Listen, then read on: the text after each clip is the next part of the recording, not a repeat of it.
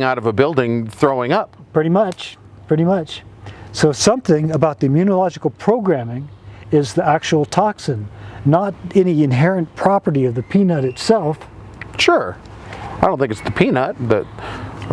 So somehow I got programmed with an immunological overresponse to something that is kind of similar to this peanut allergy, but doctors haven't discovered it yet. And it appears to be, based on my proximity experiments, to this nasty black mold. Stachybotrys. So I proposed to chronic fatigue syndrome researchers Good one. that I should try to avoid a strategy of what I called extreme mold avoidance, Sure. where I was trying to detect it and stay away from it in the same way my commanding officer would have to avoid peanut molecules. That sounds perfectly reasonable to me. They didn't think it would work, but at that point I had nothing left to lose, so I went ahead and did it anyway. And I'm glad I did. How many years ago did you start practicing that idea? September 1997. That was September 19th, 1997. So interesting, you know the date. Yes, it was. That sticks in your mind, does it? It was an important day for me. It was the day I realized that I had to take control of my own situation. The doctors were never going to help me, and if I didn't do this, that it wasn't going to happen. And you saw the very same thing with the other 160 patients, that they all tried, if they had the funds, they all tried to do different things with doctors as well. And you knew some of them, or a lot of them? A lot of them, sure.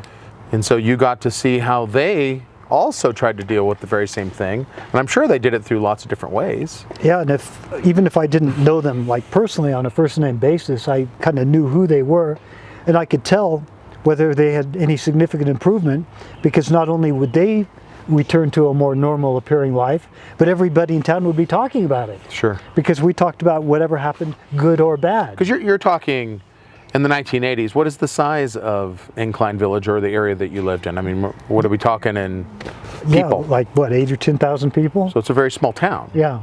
So you really do know that if you were to do something in town, it gets around fairly quickly. Yeah, you can walk across town in 20 minutes. I mean, it's not a large place. Sure. So in the midst of all this, with all these people trying out these various therapies and failing miserably, even when they had the top practitioners, the most exotic things you can imagine, and nobody had any results worth talking about, I tried going out to the desert to avoid small amounts of mold. At that point, I hadn't come up with the idea of extremely small amounts or training myself to recognize it, but I knew in a vague sort of way that certain areas were bad, that if I got mold on me, that there was a lingering effect. I didn't know much about it, but I knew that much. You just the best way at that point for you to work with it is an extreme mold avoidance. But as the years went on, you went from extreme mold avoidance to some kind of a hybrid model, from what we can tell. Yeah.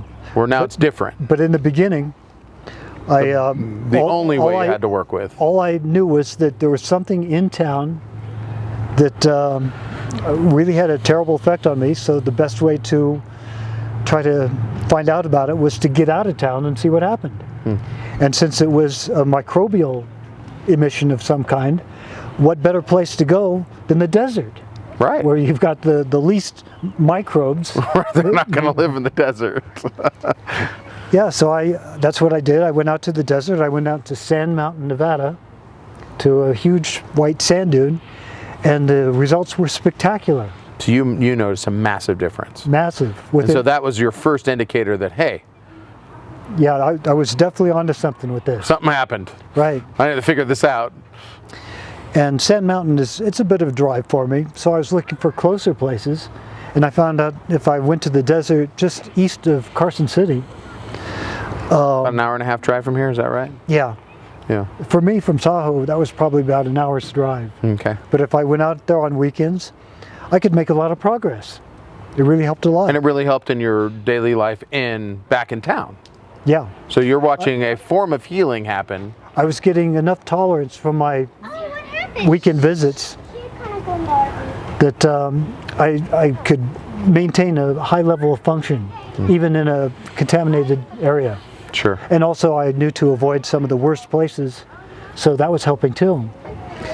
So in the midst of all this, as I'm finding out that the desert therapy was superior to all of these expensive and exotic therapies that people that everyone else was trying. Yeah. And they tried Eastern medicine. Oh yeah. And they tried... The Chinese herbs. And they tried all the herbs. And the Rife machines. They tried Rife. And the probiotics.